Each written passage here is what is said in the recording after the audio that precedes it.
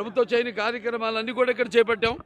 ఈ నియోజకవర్గంలో ప్రతి పంచాయతీలు కలవట్లు అయితేనేమి, రోడ్లు అయితేనేమి, వాళ్ళు మేము చేస్తున్న ఈ అభివృద్ధి కార్యక్రమాలు ప్రతిపక్షాలు ఉంటూ కూడా కొన్ని వాటికి అడ్డు పడుతున్నారు. అలాగే మా అభివృద్ధి కార్యక్రమాలు కూడా స్పందించి ఇవాళ పరశురామ్ కౌన్సిలర్ గారు 20వ వార్డు కౌన్సిలర్ ఆయన మా పార్టీలో ఈరోజు చేరడం జరిగింది. ఆయన సాధారణంగా ఆహ్వానిస్తున్నాం.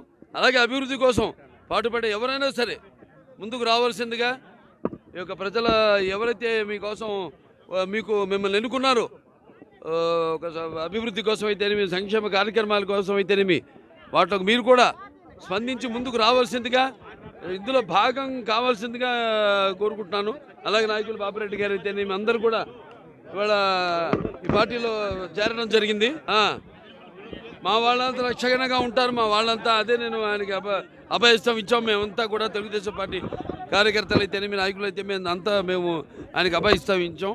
తప్పకుండా మిమ్మల్ని కంటికి రెప్పలా కాపాడుకుంటామని, ప్రజలను ఎలా అయితే కాపాడుకుంటున్నామో అలాగే ప్రజాప్రతినిధులను కూడా వాళ్ళు కాపాడుకోవాల్సిన మంచి పనుల కోసం సహకరిస్తున్నా, చేయి కలుపుతున్నా ప్రతినిధులను కూడా వాళ్ళు బెదిరించి ఈ ఒక్క విషయంలోనే కాదు, అన్నీ ఇప్పుడు ఇసుక లేకపోతే ల్యాండ్ మాఫియా అయితేనేమి ఇలా చూస్తున్న విచ్చలవిడిగా ఎక్కడ పడితే అక్కడ ఇష్టం వచ్చినట్టు వాళ్ళు తవ్వుకుపోతున్నారు.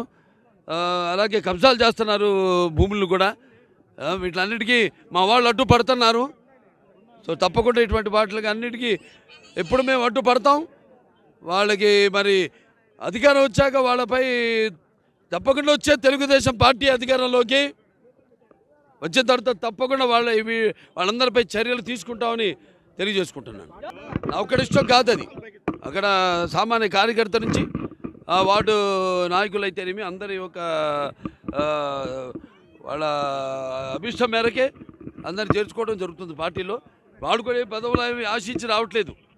మేము చేస్తున్న సేవా కార్యక్రమాలని చూసి వాళ్ళు స్పందించి వాళ్ళ ప్రజలకి సమాధానం చెప్పుకోలేక ఎన్నుకున్న వార్డు ప్రజలకి, వాళ్ళకి లేకపోతే సర్పంచులు కానివ్వండి, వాళ్ళ పంచాయతీ ప్రజలకి సమాధానం చెప్పుకోలేని పరిస్థితుల్లో ఉన్నారు. ఇవాళ చూస్తున్నాం. మొన్న నేను అసెంబ్లీకి వెళ్ళాను. సర్పంచులంతా కూడా వచ్చి చలో ముట్టడిద్దామని వచ్చారు. వాళ్ళ మీద ఎంతో అమానుషంగా ప్రవర్తించి వాళ్ళందరినీ వాళ్ళ నిధులన్నింటి కూడా డైవర్ట్ చేసి వాళ్ళకి ఒక తట్టెడు మట్టి కూడా ఒక గోతిని పూడ్చే పాపానికి పోలేదు వాళ్ళు.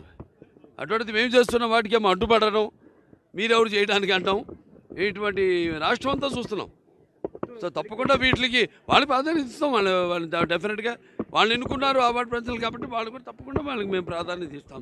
కలబట్టి వేసాం. మిగిలిన నిధులతో రోడ్డు వేస్తే అక్కడ వెళ్ళి వాళ్ళు బెదిరించి మేము గెలిచాం. అక్కడ సర్పంచ్ అక్కడ వాళ్ళేమో అక్కడ ఇన్ఛార్జు వచ్చి బెదిరించి, కాంట్రాక్టర్ బెదిరించి ఆ రోడ్డుని తవ్వేయడం జరిగింది.